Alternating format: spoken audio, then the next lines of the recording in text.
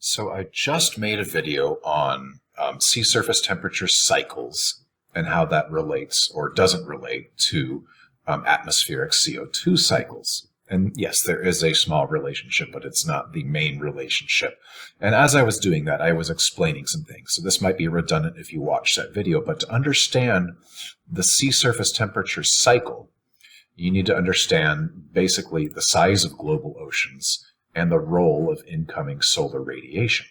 Understand that our oceans in the northern hemisphere they take up a lot less area than our oceans in the southern hemisphere. The southern hemisphere is largely ocean.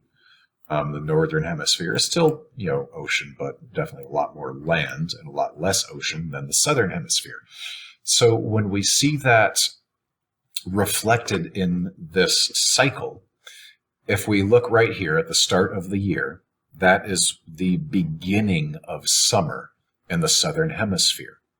And as that sun is heating that water through the course of summer, we see an increase in temperature up through kind of the end of March, early April, when the sun starts to kind of, that's when we get the equinox, and the sun is now beginning to favor the northern hemisphere, right? But anyway, so that's why we have these two spikes here, right? We have this, the high temperatures in March and April, because that's when southern oceans have been storing up heat for the whole summer, right? And that's the peak of that before they start to lose that incoming solar radiation. And then we have a smaller peak here around September when the northern oceans have been storing that heat all summer. And that's kind of when they start to lose their incoming solar radiation.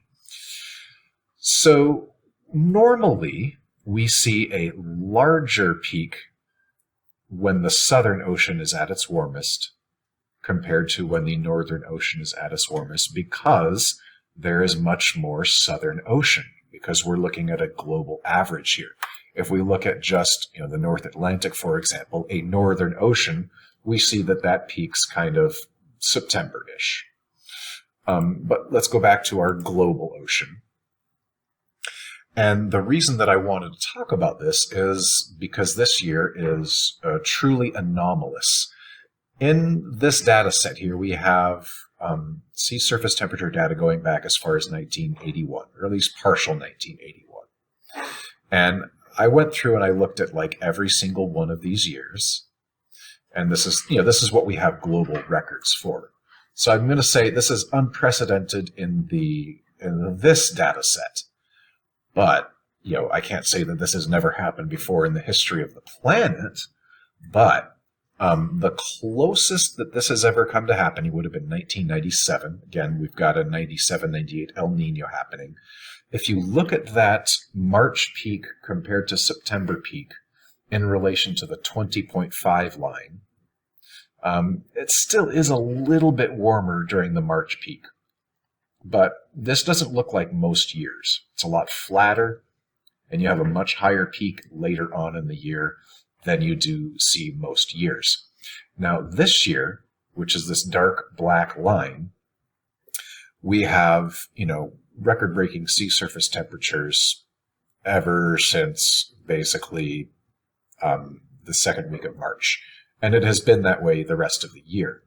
But what we're seeing this year is that our August and September peak is actually higher than your March-April peak. And that does not exist in this data set. So I could say that's unprecedented, at least in modern history. So what that means is that as this cycle kind of repeats itself year after year, typically this dip here in like June is a little bit higher in temperature than the dip we get here in like November. So that means that as things kind of dip down and then start to heat again during the new year, when the Southern Ocean enters its summer, that we're going to be starting from a much higher point than ever before. Now, I don't know how low this is going to dip down, but if any of these previous years are an indication, or if that previous El Nino year is an indication, It's not going to dip down that much. Of course, at September 27th being today, this is something that we could keep monitoring, but it has stayed consistently warm, and it is on a downward trend at the moment, as we should expect.